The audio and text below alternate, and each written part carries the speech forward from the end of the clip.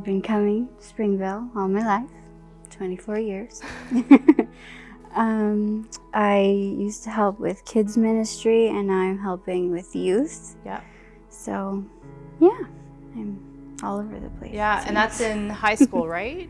Yes. Now, have I'm you senior also high. moved up with your high school group? You started in junior high, I did, and you've been journeying with moved them. up with them. And what grade are they in now? They're in grade 9. Wow, that's crazy. I know. That's such a cool journey. I think maybe it was in September, we were outside with our life group, and I'd asked a question, and I don't remember what the question was, but your answer really stuck with me, and that's why we're here today. Do you know what I'm talking about? Mm-hmm. I remember your question, too. You asked us to share something good or something bad that came out of quarantine. Right. Okay. So I shared that I used to take long walks in the field behind our house, and I used to do a lot of thinking and praying.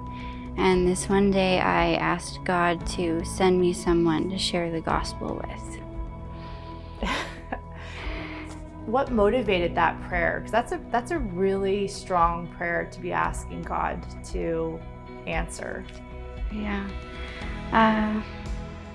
I remember that day in particular, I was just feeling kind of lonely and useless, actually.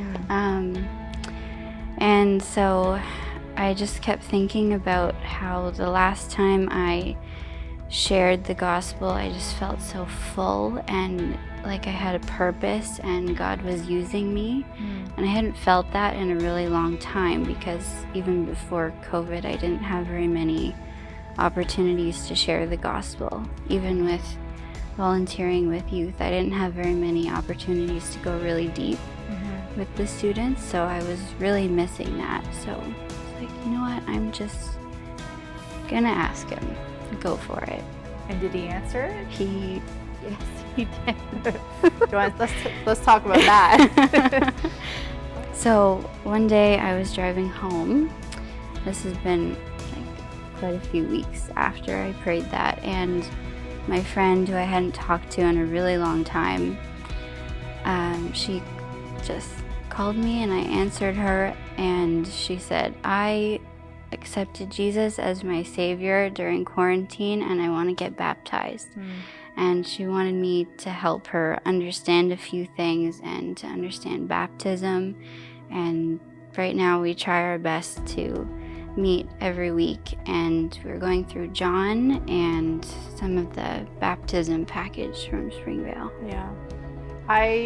I just love that. Like, to me, you prayed trusting that God was going to answer it, and while you weren't necessarily the one that God used to have your friend go through her salvation with, that whole journey, she turned to you, and now you're discipling her, and in that discipleship process, you're reiterating the gospel, you're planting seeds that will continue to grow in her faith. And so cool, Rebecca. What would be one thing or a couple things that God has really showed you throughout this experience? Because this is a formative experience, I would say.